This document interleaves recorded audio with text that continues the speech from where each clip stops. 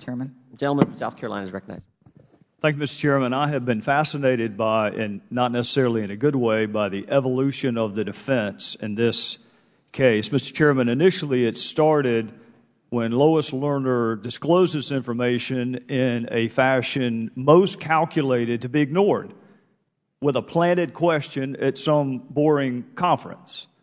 And then the second iteration of this defense was blaming two rogue agents in the Ohio field office. And Mr. Chairman, make no mistake, Jay Carney advanced and furthered that narrative, and he did so intentionally. You know, Mr. Carney's willingness to say, I don't know, is exceeded perhaps only by his willingness to acknowledge that he appreciates the question. But he didn't say, I don't know. He advanced the narrative that two rogue agents were responsible for this insidious discriminatory practice. And then we had colleagues that said this matter was closed. Months ago, Mr. Chairman, the matter was closed. And then the new iteration of the defense is, well, at least the White House isn't directly involved, as if that's the new standard for propriety in this town, that at least the White House directly didn't know about it. So that's our defense. And then the defense, Mr. Chairman, morphed into this, the most novel of all defenses, that the IRS is too poorly managed to be capable of concocting a scheme this sophisticated. That was the defense, that my client's too dumb to have committed this crime. And then, Mr. Chairman, we moved to the most recent defense, which is that, no, we didn't just improperly target conservative groups, we improperly targeted all groups. So while we may be guilty of improper conduct, we're not guilty of discrimination, because we did it against people at both ends of the political spectrum. So that's our defense. And now to see the Inspector General attacked. You know, Mr. Chairman, there was an axiom in court that if you had the facts, pound the facts. If you had the law, pound the law. If you didn't have either one, pound the judge. And what's been said about Mr. George is reprehensible, and I can't wait till he has an opportunity to defend himself. But let me tell you what else is reprehensible, Mr. Chairman. Lois Lerner sat where those two witnesses sit today, several weeks ago.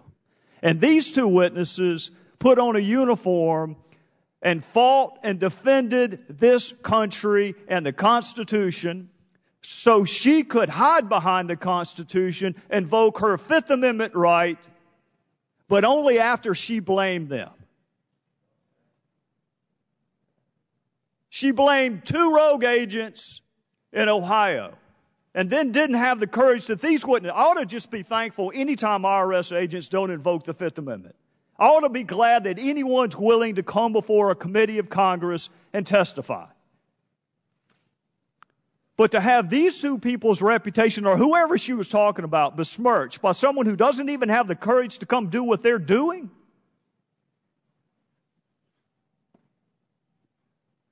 Mr. Hall, I appreciate your modesty. It's not something we see very often in this town. But you have been in service to the IRS for exactly as long as I've been alive. 48 years. So whether you want to be called an expert or not, you are one. By virtue of your training and your expertise and your education, and so are you, Ms. Hoffaker. You're both experts.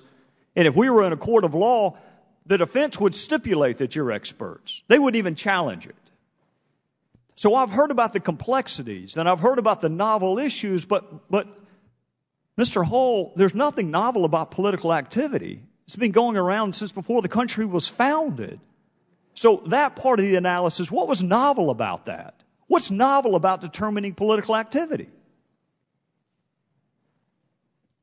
Each case is looked at. It depends on the facts and circumstances of each particular case. And you've done it 100 times. Times 100 times, right? I'm not aware of how many political cases I may have worked.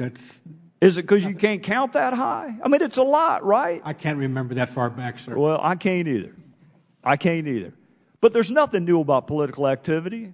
And our numeric code we've had since Lord knows when. I think it's Arabic, but ascertaining 50% is not a new phenomenon. So, Mr. Chairman, I'm out of time. I'm just vexed by the complexity that our colleagues on the other side of the aisle talk about. It's political activity. 50.1% will disqualify you.